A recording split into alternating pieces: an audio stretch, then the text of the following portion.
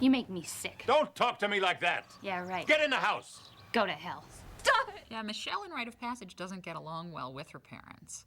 And then after she's dead, she realizes what she's lost. You never know what you have until it's gone, which I think is I think it's in there more as a metaphor for every immortal that we've ever met, to cause us to think about how this happened to Duncan and Amanda and every immortal when they died for the first time and had to leave their life behind and couldn't say goodbye to people.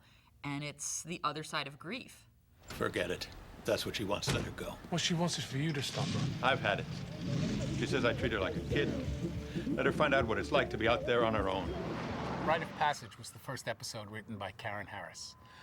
Karen has a long history of being a great soap opera and of being a woman, and we thought it would be a good idea to give her an episode that would fit her talents, about a young woman coming of age as an immortal, and the lessons to be learned about being an immortal. Wait a second, I thought you said we were supposed to live forever. What you felt, what we feel, is how we recognize other immortals, how we prepare. For what? For combat. Karen was pretty quick, and she's a real pro. You know, I mean, this isn't a show that if you're smart and you get it, the issues of immortality are really pretty clear. And if you can do some logical projections, it's not hard to look at it and say, what would it be like if I were? You know, I mean, not everyone is going to be humbled by immortality.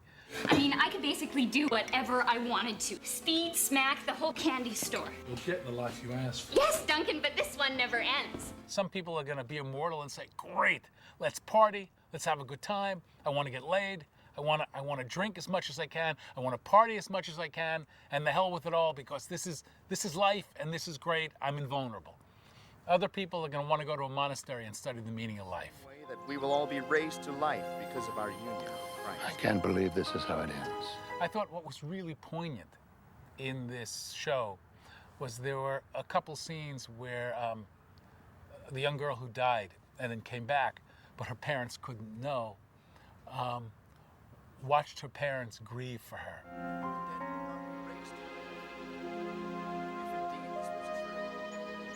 And I think at that moment, you knew some of the pain of immortality, which is not only watching all the people you love grow old and die, but watching the people grieve for your death and not being able to say anything to them, not being able to have that kind of closure.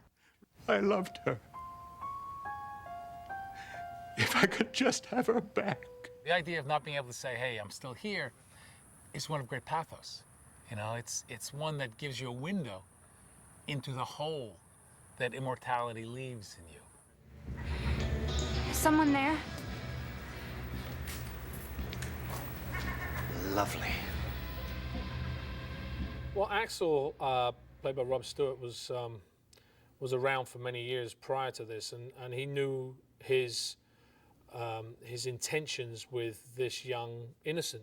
And MacLeod always wanted to protect the innocents because I think he realized, you know, there was somebody there when he became immortal and was taught the rules of the game. So at least they were given a fighting chance to survive. So that coupled with Axel being around, you know, he wanted to make sure that this woman at least had a fighting chance to survive.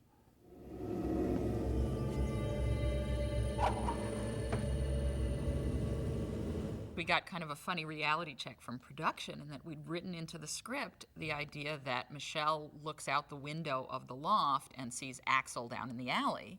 And we got this call from Ken Gord pointing out that the window of the loft does not look out onto anything because the loft is built on a soundstage, and if you open the window, you see the back of another set. So they actually had to take the window out on a scaffolding into the street to get that shot.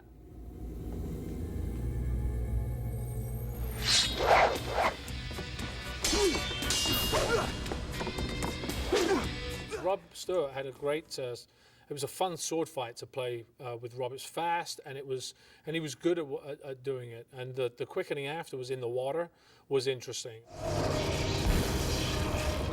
To get it done was a little tricky, but that was an interesting one to have water and fire at the same time. both went into the water, and I was the only one that came out. As there can be only one, you know. It could do more harm than good. Yeah, you're probably right. God, my parents, why was I so angry? They're in your past now. It's time for you to move into the future. I was hoping to do that with you. She does remind me of someone. I just can't remember who. I think she was the one that guided her to understanding what immortality was all about. I don't know if it was necessarily a great choice of McLeod's to give her to Amanda, because God knows whatever else she was going to teach her in the meantime. She was probably the most suitable one that he could get his hands on without having to take on another pupil himself. So have you two ever... That's none of your business. How was he? We'll talk. No, you won't. Bye-bye, Duncan. Amanda! What being immortal does is just intensify the experience of being human in such an enormous way that everything becomes grander, everything becomes bigger, everything becomes longer, and the questions become harder. Because you have more than a lifetime to answer them. And, you know, and as I get older, I realize the dumber I get. You know, when I was younger, I used to be much smarter. Now that I'm getting older, I realize how stupid I am. And I think it must be like that for immortals, which is, because they would sit around and say, God, I've been around for 500 years and I still don't know shit.